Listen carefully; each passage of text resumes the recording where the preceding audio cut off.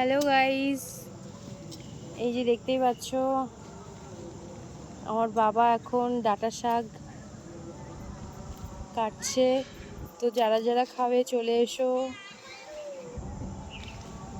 আমাদের বাড়িতে অনেক শাক গাছ হয়েছে, ডাঁটা শাক গাছ আমার বাবা চাষ করেছে শাকের। তো বাবু দেখাও।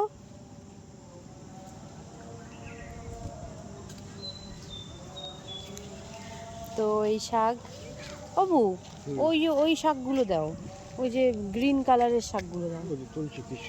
ও, তো যারা যারা শাক খাবে চলে এসো।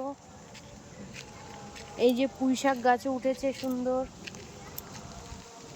পুঁই শাক গাছে উঠেছে। বাবু, তুমি লেবু গাছ কোথা থেকে লাগিয়েছো? হ্যাঁ হ্যাঁ হ্যাঁ, বলছি কি তুমি লেবু গাছ কোথায় লাগিয়েছো?